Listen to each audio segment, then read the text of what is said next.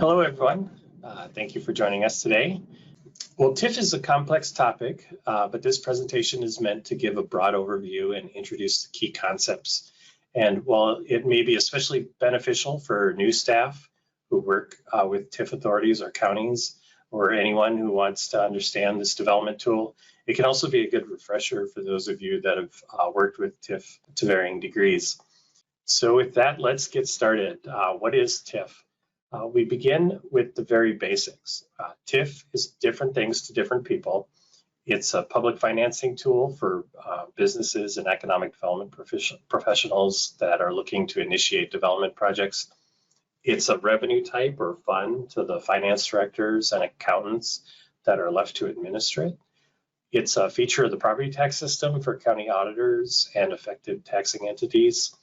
It's a statutory program to lawyers and to us as oversight administrators, and it's all of these things. So perhaps the key takeaway from this observation is to not be limited by your own particular perspective and to understand that there are laws, limitations, and compliance components that need to be understood, especially by the TIF authorities making use of TIF.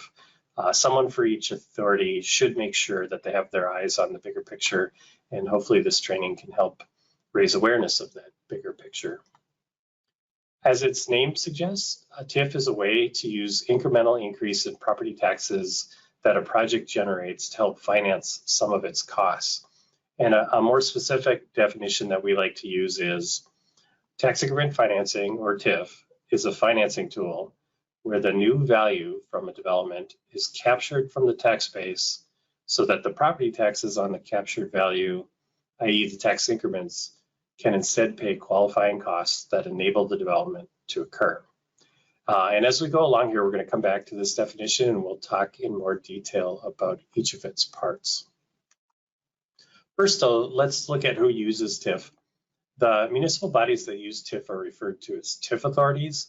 In 2020, there were 399 TIF authorities using TIF, including nearly all cities over 5,000 and a large number of small cities. TIF was used by at least a dozen county entities, and this map actually doesn't show a couple of the multi-county entities, so there's a little more than a dozen counties. Close to 2/3 of all districts that are created by these authorities are located outside the metro area, although 84% of the tax increment is generated in the metro, where land values are higher and larger projects are a little more common. The term TIF authority derives from the fact that municipal bodies get their authority to use TIF and undertake various development projects from various development acts. The most common TIF authorities are cities and city entities, such as port authorities, economic development authorities, or housing and redevelopment authorities. County and multi-county HRAs, rural development finance authorities, and one large metro township can also be TIF authorities. The development acts listed here for each of these governs how the projects can be undertaken. The TIF Act does not authorize projects or the use of TIF. It regulates how TIF works and how it can and cannot be used. So it's important for TIF authorities to be well versed in the laws authorizing and governing the use of TIF. And unless there's a specific statutory authority for a type of local government entity to use TIF or undertake development generating TIF, those entities cannot be TIF authorities. Logistically, the development acts govern project areas in which broader economic development activities can occur beyond just the TIF supported developments. Sometimes, and actually quite often, they're coterminous with the city boundaries, and TIF is used more narrowly by creating TIF districts that consist of the parcels on which the financed developments occur. There can be many TIF districts within a single project area. Think of the districts as where the increment is generated and where most of the increment must be spent, but understand that some increment can be spent outside the TIF district and within the larger project area. And when increment is spent outside the district and in that larger project area, it's called pooling. That's not a statutory term, it's just a term in common usage. The idea being that funds from multiple districts can be pooled to fund other project costs. And we call it pooling even if there's only one district, as long as it's spent outside the district and in the project area. And we're going to talk more about pooling a little later. You might notice that authorities name TIF districts in a manner like TIF 1-3 or TIF 2-1. Generally, that first number is referring to the project area, and the second is referring to the TIF district in the project area. So TIF 1-3 might be the third district in project area 1. And not everybody names their districts like that, but it is a very common method that a lot of authorities use.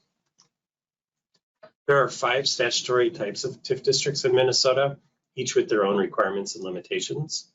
Redevelopment, housing, and economic development districts make up 97% of all districts. There's also renewal and renovation districts and soils condition districts. Some laws over the years have created districts for limited situations. For example, there's a housing transition district that was authorized for 4 cities and a distressed rental property district that was authorized for 1 city. And these narrow laws are uncodified and are not included in the TIF statute, but there will be a handful of uncodified type districts that exist. There's also one type of subdistrict, a hazardous substance subdistrict, that can be created within one of the normal district types to capture additional increment in the cases of addressing the remediation of hazardous substances that might be encountered kind of unexpectedly. So, and as you can see here, redevelopment districts and housing districts can collect increment for 26 years. Economic development districts are limited to 9 years of increment, given their more debated policy justifications. And renewal and renovation districts are limited to 16 years, and soils condition districts can collect increment for 21 years. Redevelopment and renewal and renovation districts are very similar in that they each require meeting a blight test, where the authority must find that certain conditions exist. For redevelopment districts, parcels consisting of 70% of the area of the district must be occupied by buildings, streets, utilities, paved or gravel parking lots, or other similar structures. And more than 50% of the buildings, not including outbuildings, must be structurally substandard to a degree requiring substantial renovation or clearance. Or alternatively, certain rail properties, tank facilities, or qualifying disaster areas may also qualify as a redevelopment district. For renewal and renovation districts, the same 70% coverage test must be met, but only 20% of the buildings need to be structurally substandard, and 30% of the other buildings must require substantial renovation or clearance to remove existing undesirable land use conditions like incompatible uses or overcrowding or other land use type hazards.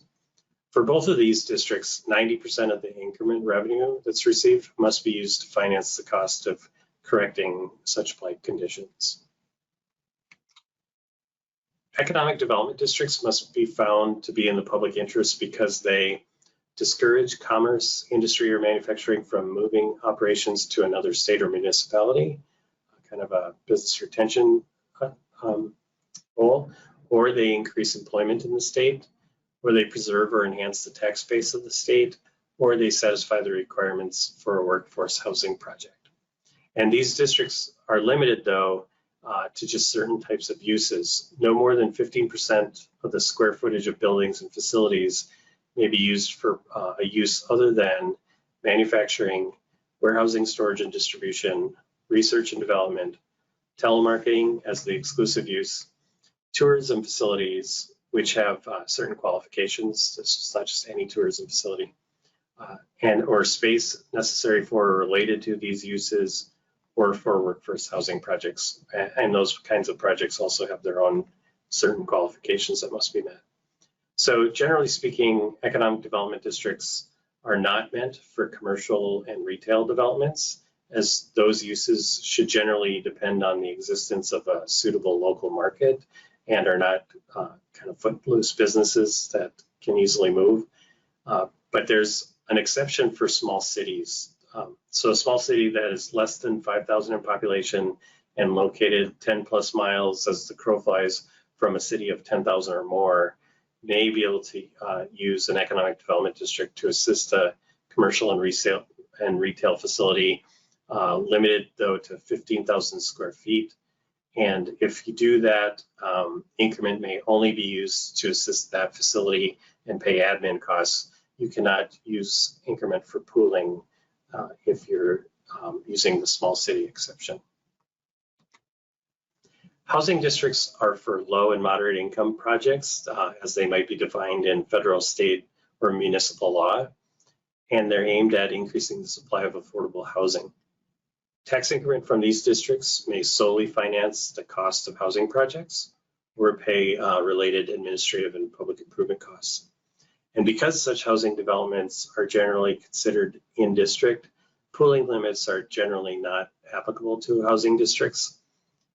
A small portion of the buildings that are built for housing can contain some non-residential uses. So like you might have a street level shop in a multi-story housing complex, but the non-residential uses are limited to 20% of the square footage of the buildings. There are income limits that apply to qualifying projects. For owner-occupied housing, the initial purchaser and occupant must meet the requirements for a qualified mortgage bond project, as that's defined in the Internal Revenue Code.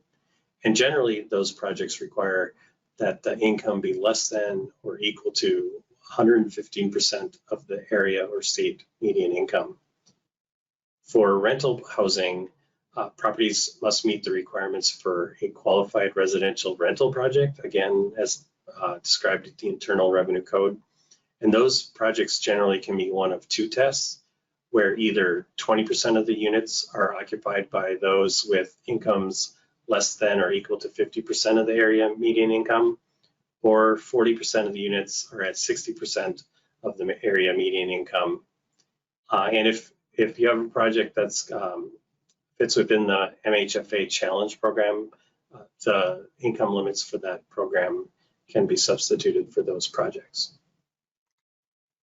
Right, for soils condition districts, can be used when an authority finds hazardous substances, pollution, or contamination that requires the removal and remedial action, and where the estimated cost to correct is greater than $2 per square foot.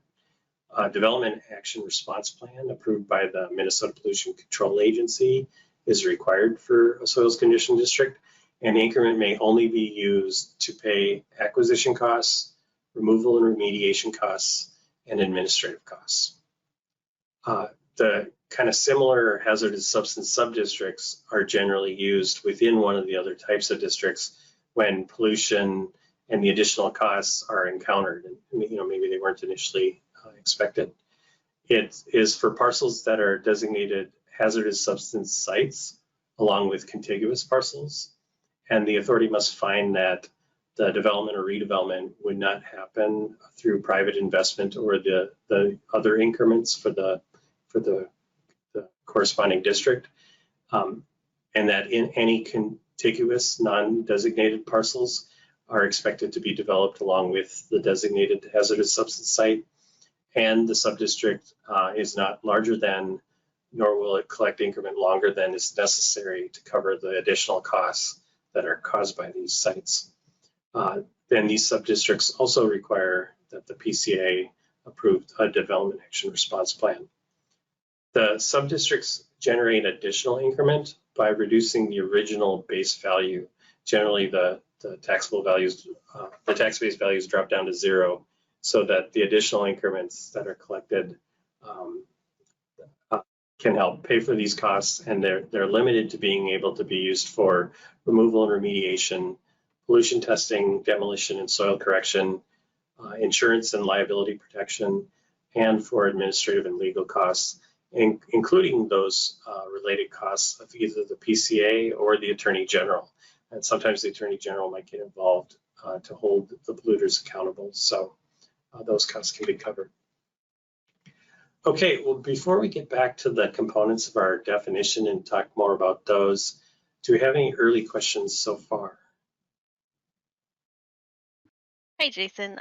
Yeah, there was just a quick question about just a repetition of what the mileage was for the small city exception. It was, less than 5,000, and it must be. Yeah, Sorry. yeah, yeah, yeah. So that.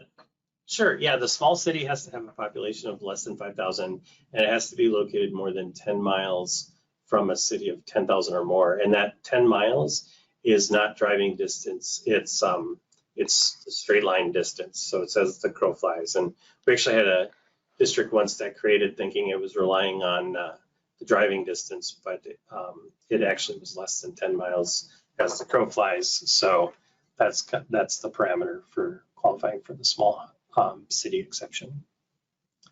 Okay, and then we just have one more. Do we have to have a consultant, like an engineering firm, to determine the blight requirements, or can a local building inspector determine the building meet blight tests?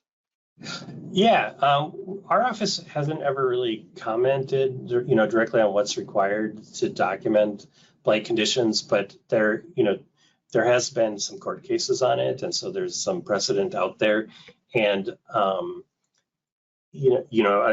a taxpayer could bring suit claiming that there wasn't blight established, and that's happened before. So you definitely want to be able to have good, solid documentation, and you're required to document the studies that you've used to rely on. So, I can't say that, sure, go ahead and use just your local building official, but we have seen some instances where like private consulting firms have been hired to do that, and we've seen some instances where local kind of building inspection officials have done that too. So I would rely on the advice of your legal advisors to see what your municipality is going to be comfortable with relying upon. So we don't necessarily have criteria that we would give to you on that.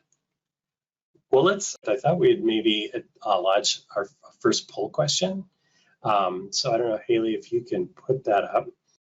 The question here is, the income limits for housing districts apply only to the initial occupant for A, owner-occupied housing, B, rental housing, C, both, or D, neither.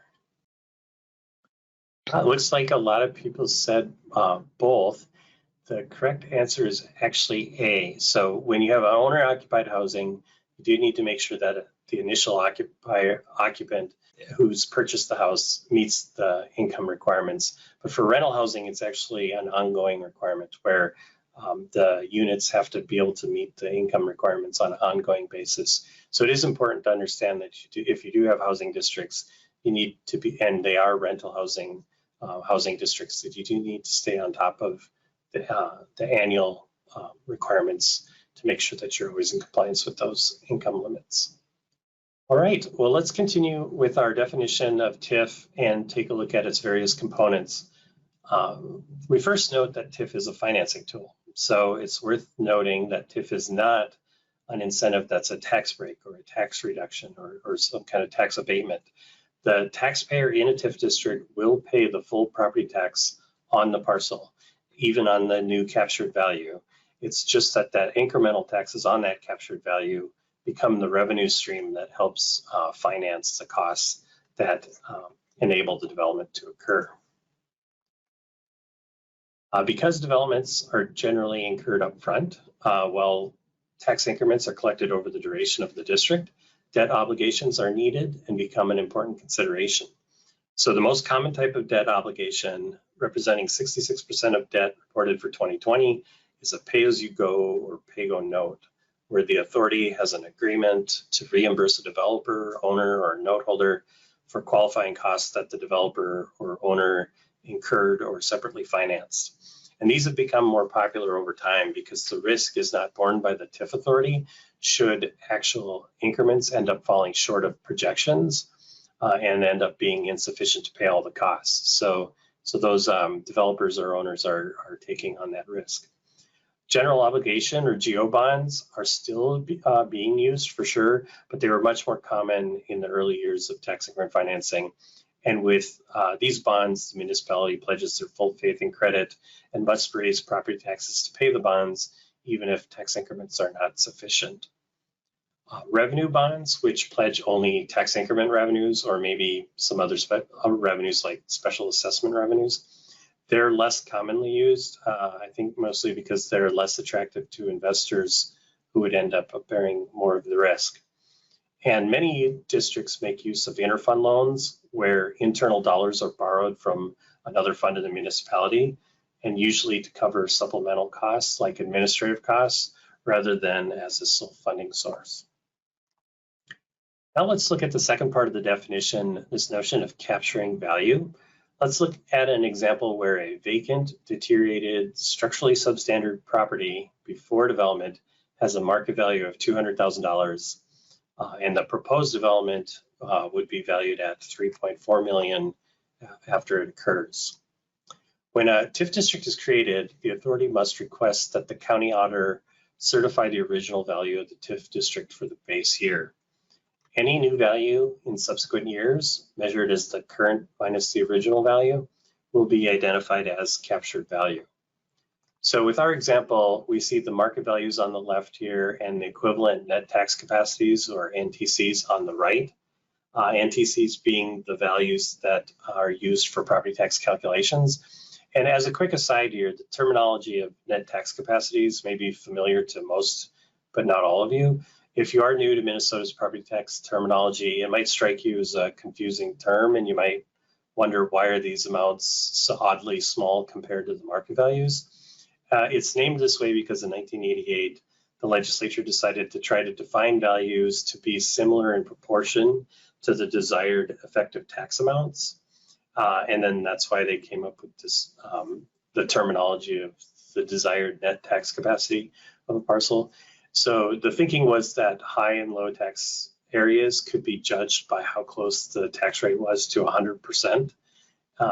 But the concept never really worked out like they had envisioned. But nevertheless, we still have this kind of odd terminology for what most states might just call an assessed value or a taxable value. And so we have values that are expressed in these small amounts, and we have rates that are expressed as high rates. But anyway, getting back on point, for this example, the TIF district is comprised of a parcel that had a base year value of $200,000 or $3,250 of net tax capacity.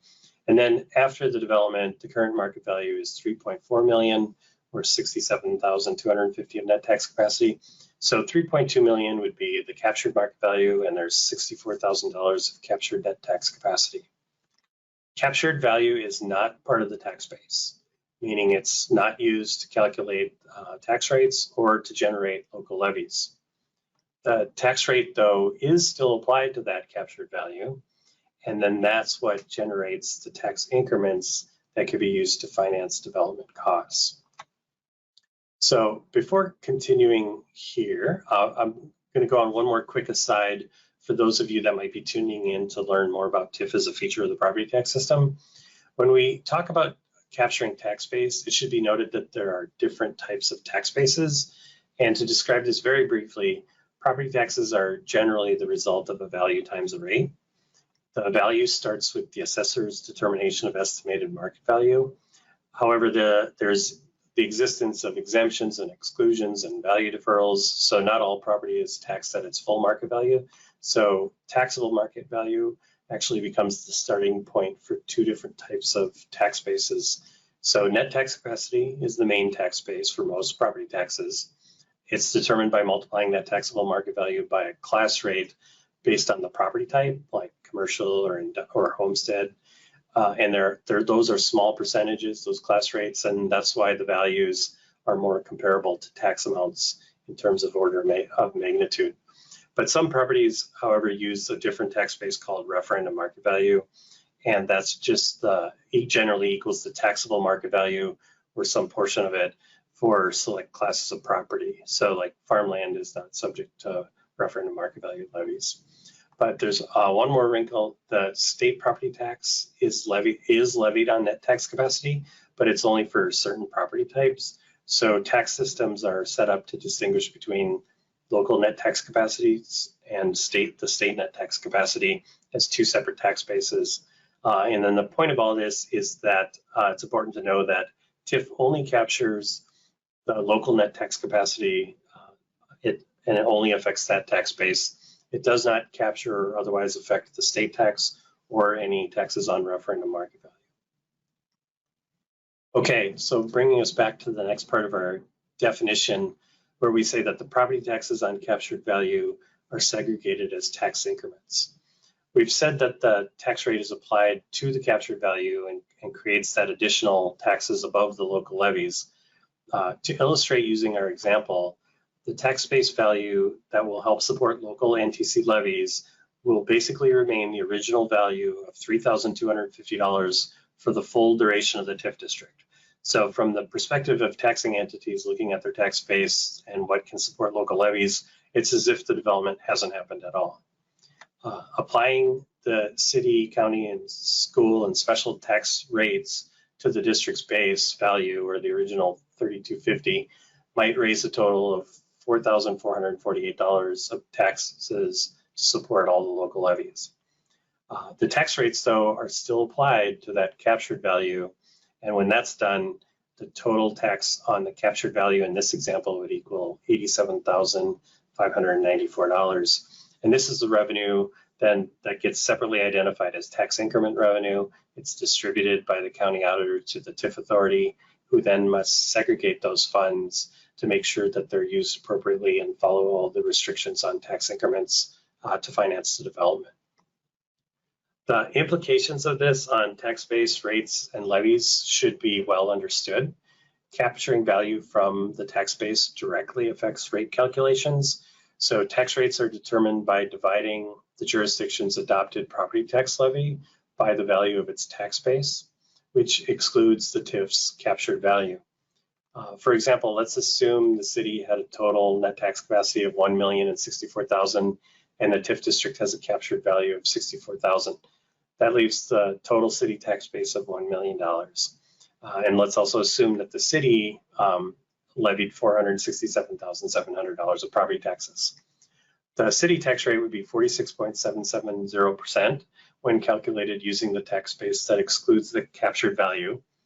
But if the TIF district were terminated, or if it weren't needed, and that $64,000 of captured value became available to support the same levy, the tax rate would be as low as 43.957%. So, and understand that the tax increments are additional taxes. So when you're applying the tax rates to the uncaptured tax base, that's going to raise your full local levies. Applying it to the captured value generates the additional taxes of $30,000 from city taxpayers that are being assessed above and beyond that $467,000 levy. And this is just the almost 30,000 here is the city's share of the full 87,594 of increments. The county, school, and special district payers are also paying more than their levied amounts. The capture of tax base may also be indirectly impacting judgments about how much to levy, given there's always sensitivity to higher tax rates. So in this example, if the TIF district terminated or if it decertified, the city could raise the levy to maintain the same tax rate, or it could keep the levy the same and let taxpayers enjoy lesser tax rates, or it could do something in between.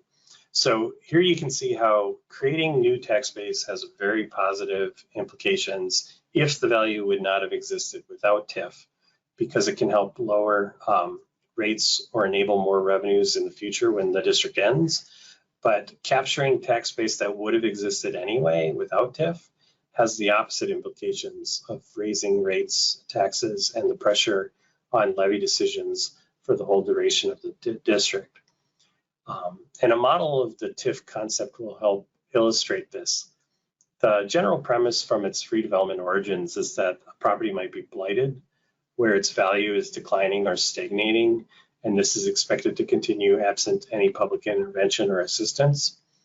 When a TIF district is created, the original value at that point in time is established, or it's frozen as the tax base value for the duration of the TIF district. And with public financing of TIF in place, the development is enabled and the value increases as a result. And again, the tax rate is still applied to the captured value, but those taxes are segregated as tax increments and aren't part of the levy. And when the TIF district ends, that's when taxpayers realize the public benefits of the whole endeavor as the new tax base becomes available to support local levies. The captured value that provided the tax increment in the meantime is generally viewed neutrally as being the investment that made the benefits possible. So it's not generally viewed negatively as any kind of economic loss, given the fact that, or the proposition that the development would not have occurred but for the use of TIF. And it's this but for test that is crucial to the proper use of tax increment financing. And statute requires that a municipality must be able to make a finding that, in its opinion, the proposed development would not reasonably be expected to occur solely through private investment within the reasonably foreseeable future, and that the increased market value of the site that could be reasonably expected without the use of TIF would be less than the market value of the proposed development after subtracting the present value of projected increments. So in other words, the value created by the use of TIF has to exceed the value of the investment of increment. And so why is this but for finding so important? Well, in our conceptual model, we had started with the premise that the value was declining or stagnating and that this was going to continue for the foreseeable future.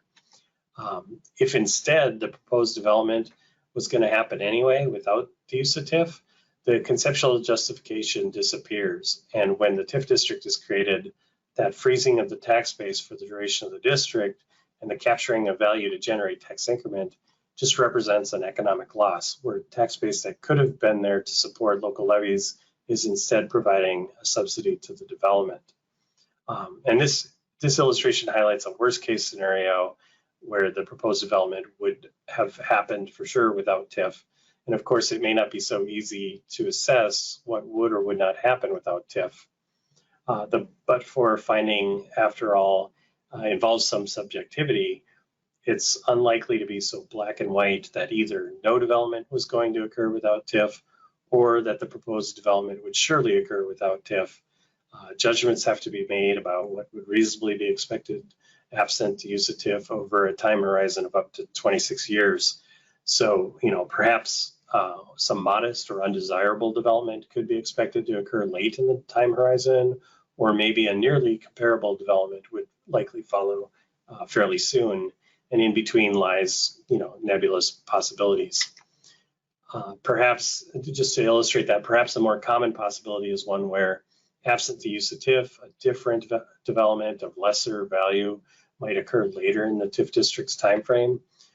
In that kind of a scenario, the start of the TIF district effectively does lead to a higher value development, and the capture of value and increment is neutral until the point at which some of that value would have existed without TIF, and that value starts to represent a bit of an offsetting economic loss because it would have been there without the use of TIF. But in the end, there is public benefit, but it's just offset to some degree by the intervening economic loss. And so these models don't account for the immediate benefits of jobs and economic activity, but they do help illustrate the effects that taxpayers might experience and kind of emphasize the importance of making a studious assessment of the but-for finding. Note that these impacts are not felt by the city or the TIF authority alone. While the TIF authority holds decision-making power over the use of TIF, those decisions impact all of the local taxing jurisdictions. The county, city, school district, and special taxing districts all see their tax base locked into the original value and do not benefit from the value for the duration of the district. One step that is part of approving a TIF district is to give copies of the proposed TIF plans to the county and the school district. And other than an infrequently used option where counties under certain circumstances can require county road costs to be included in a TIF plan, generally authority is not bound by any of that input. And by giving that input, its due consideration is a dutiful part of approving a TIF district. Okay, how are we doing, before we go on, how are we doing on questions? We just have one. When you say that the original captured value is frozen, is there any time that value could change? Yeah, and actually for, I think we have both county and TIF authority people joining us for this intro. And when we talk to counties, we do teach that there are adjustments that might need to be made to the original value. So for the most part, generally speaking, those values stay relatively the same. But if properties are changing their classification from one class of property to another, or if there's changes in statute to the class rates, or exemptions being added or taken away, or if just different features of the property tax system either start applying or stop applying to the parcels, there might have to be adjustments to that original value that have to be made. So it's kind of generally speaking, they're frozen, but technically there can be some adjustments that do have to be made to the original value over time. All right, well, let's launch our second poll question here. Which of the following statements is true? A, TIF always increases tax rates. B, TIF never affects tax rates. Or C, TIF's impact on tax rates depend on the but-for test and timely decertification. All right, let's close that and show the results. C, good. Yep, that is, C is the correct answer. There's some people who say, well, TIF never impacts tax rates because of the but-for test. And yes, if the but-for test is true, then it doesn't really affect tax rates because the value wouldn't be there without TIF. But it's a little, you can't really go so far as to say TIF never impacts tax rates because there is some subjectivity. And so, it depends on how well you're applying the but-for test. And I haven't talked about it much yet, but at some point in time, if a TIF district is staying open too long, if you're not decertifying it in a timely manner, that can become problematic as well. So yes, C is the right answer. All right, well, I guess I'll continue here then and get back to our definition. There's one more detail to cover regarding the identification of tax increments. Property taxes are not just a value times a rate. There are also credits that reduce the gross tax to the net tax that the taxpayer actually has to pay. Gross taxes include both tax increments and regular taxes. So when there is a credit, it proportionally reduces both of those. And credit reimbursements that are paid by the state also then may have a TIF share identified. So most credits do not apply to the types of property that are usually found in TIF districts. There's not a lot of commercial property credits, for example. So you're not going to see a lot of this, but the Department of Revenue, when they do reimburse jurisdictions for the amount, they will identify the TIF share of credits. And for 2020, they only listed 11 districts in 8 counties that got some TIF share of credits. And other than the disparity reduction credit that applies up on the northwest edge of the state, most of these amounts are really quite small, but just wanted to flag this. So even though it's not something that every TIF authority is going to encounter, be aware that if you do get a reimbursement for the TIF share of a credit, you do need to treat those reimbursements as tax increments and make sure you segregate those and follow all the TIF rules for those increments as well. All right, let's see, next part here, tax increments are used to pay qualifying costs that enable the development to occur. So qualifying costs might include things like the cost for land acquisition or demolition or street improvements or utilities, sidewalks, and those kind of things. And TIF is meant to be an enabling tool that helps address market failures, and make things possible, deal with costs that are obstacles to free market activities.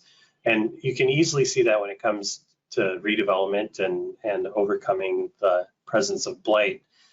And with housing, developers tend to focus on market rate developments unless they get some kind of incentive to make sure they include affordable units.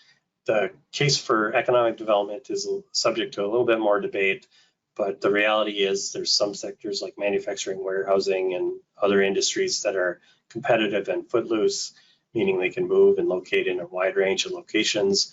And so subsidies for those sorts of uses do become an important factor. As we've seen, looking at the conceptual models and the but-for test, TIF is not meant for developments that are likely to occur without the need for assistance or for costs that are just unrelated to enabling the development to occur. So one consideration for TIF authority is to think about right-sizing the use of TIF or using it to the proper extent. In our prior example, we saw that capturing $64,000 of net tax capacity raised $87,594 of increment for 1 year. For a redevelopment district, which can collect increment up to 26 years, this district could generate close to 2.3 million over the life of the district. But what if you only need $1 million of assistance to make the development possible? This raises the important consideration of examining what extent of costs and activities are you going to identify in a TIF plan. And without getting into all the requirements of a TIF plan, there are certain estimates that must be included. A TIF plan must include estimates of bonded indebtedness, the original net tax capacity, captured net tax capacity, and its expected duration. But more importantly, a TIF plan must contain separate estimates that essentially set the total authorized costs for a TIF district. It must separately identify the cost of the project for things like acquisition, site improvements, and including administrative costs. Identify the interest as a financing cost, and identify the tax increment to be generated over the life of the district. So these three estimates establish the total authorized costs, or you can think of it like a budget for a TIF district. The total project costs and financing costs to be paid with tax increments cannot exceed the estimate of tax increments. You can't pay more than you receive. Setting appropriate TIF plan estimates is an important consideration.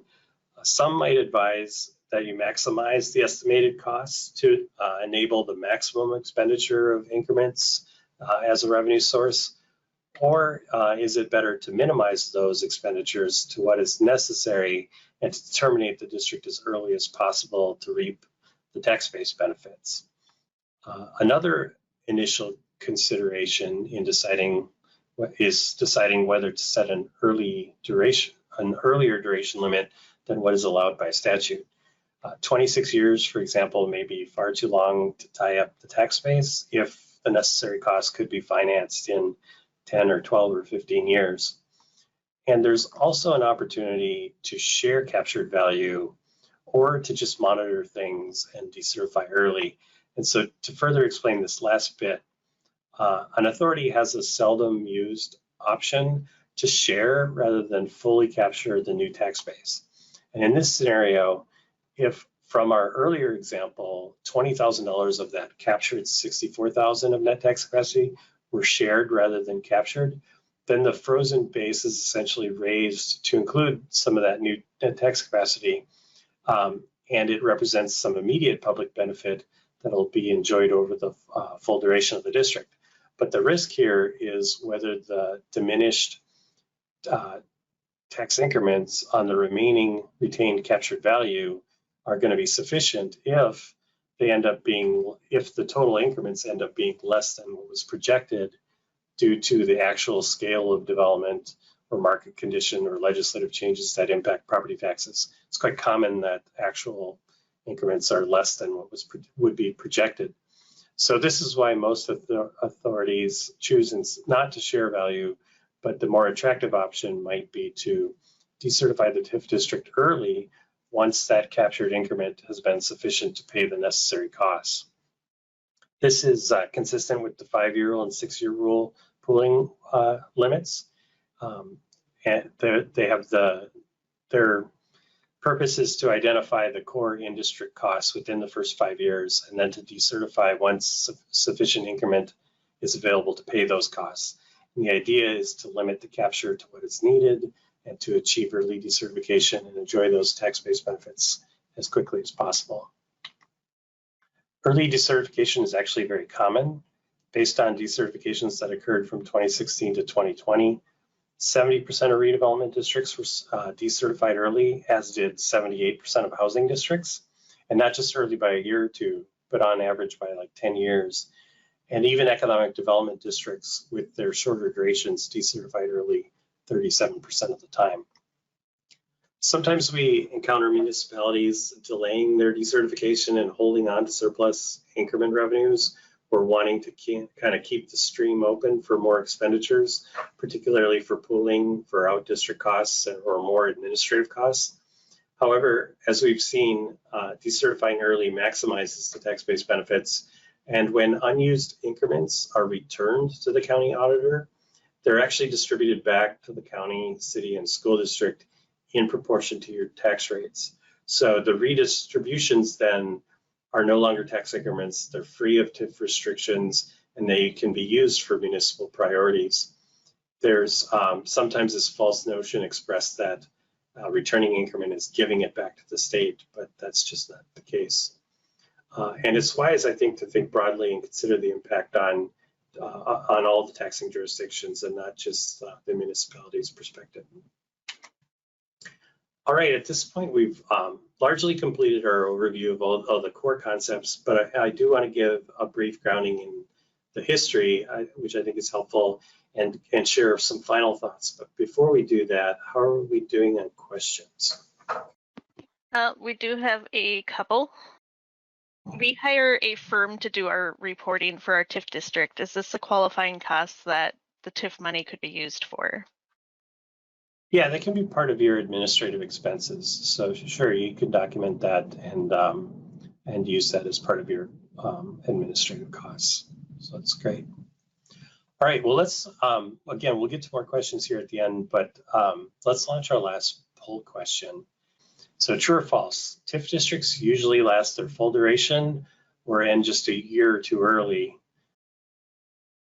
Most people said false, and that is correct. Most districts actually are decertifying early, and when they do, it's not just a year or two early, but it's often by quite a few years. So early decertification is very common.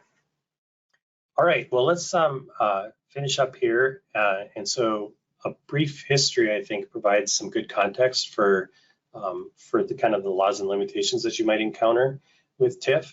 TIF originated nationally after World War II to address urban blight, and it was meant to make redevelopment competitive with sprawling development. It's always cheaper to develop on the fringe and more expensive to deal with blight. So the use of TIF for housing and economic development were ideas that came later on. And we actually had our first TIF law in Minnesota statute back in 1947, but it was largely ignored and inoperable until it was incorporated into those development acts that we looked at earlier, which were passed in the period of 1969 to 1974. So early usage struggled a bit with disparities between these different development acts. And so the TIF Act was enacted in 1979 to kind of bring some order and process and clarity and to introduce some basic limitations. Let's look at the timeline here in Minnesota. So as TIF began, there was substantial early growth. The number of cities went from 4 in 1974 to 57 by 1979. An increment went from 400,000 to 7.4 million. And counties and state legislators began expressing concerns about the impacts that those districts were having, and there were the operational issues. So in 1979, the TIF Act brought uniformity and clarity to the process, as well as introducing basic limitations. So this clarity, however, actually resulted in massive growth, and the concerns of counties and legislators grew with it. So from 1988 to 1990, there were major new limitations imposed on TIF. And although the growth continued, it did so at a more moderate pace. And TIF continued to receive scrutiny from the legislature. The 2001 tax reform had two major impacts. There were class rate reductions on commercial and industrial property that captured net tax capacity by about 30%.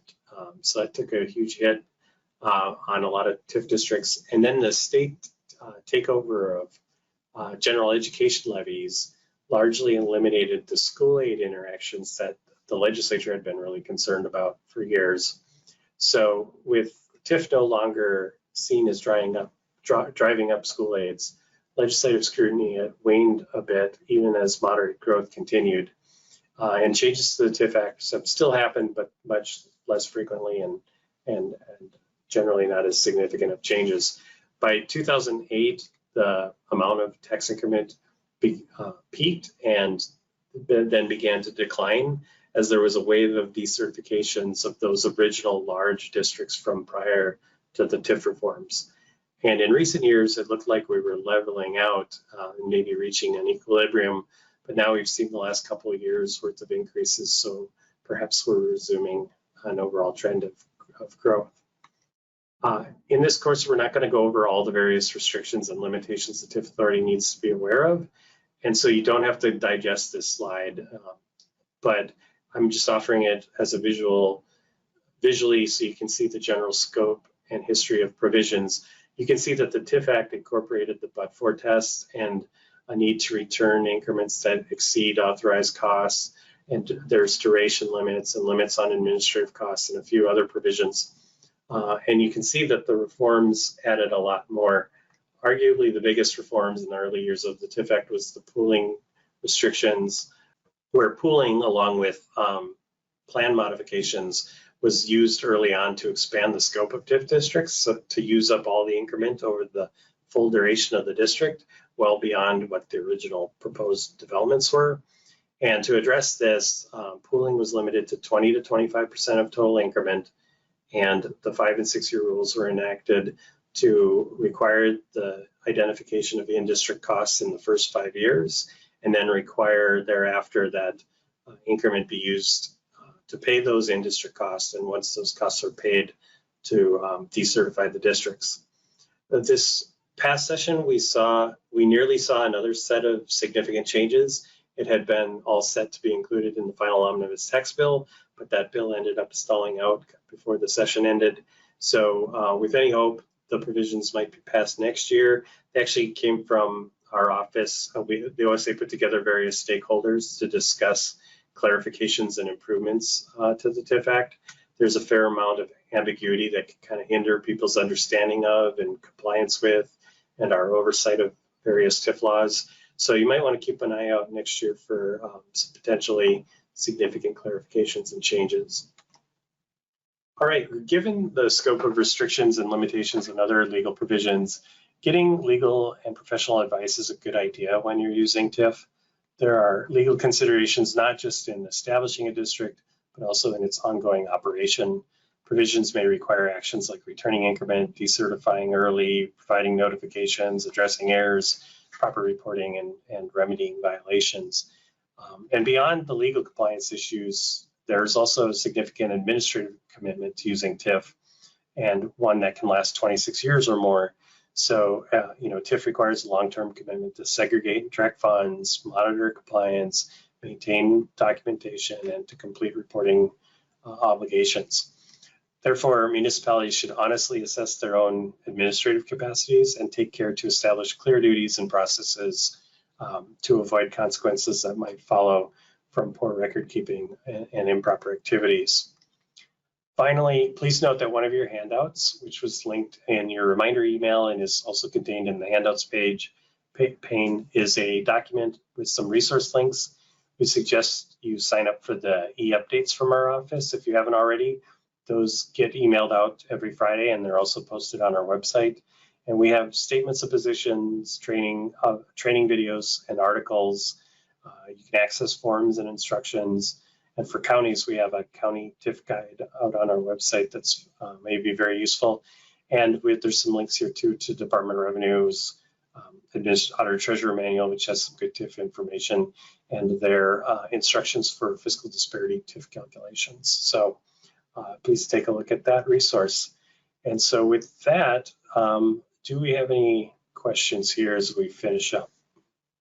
Let's see. So if the city is creating an industrial park themselves, can they utilize a TIF to make it happen?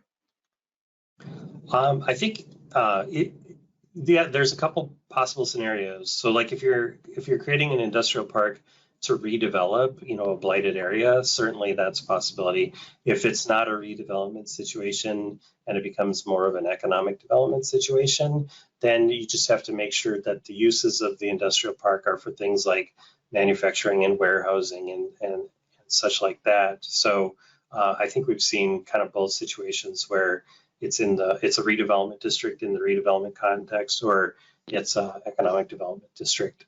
And sometimes individual parcels in an industrial park become their own TIF districts instead of necessarily having to make the whole park a district. But yeah, there's various possibilities there.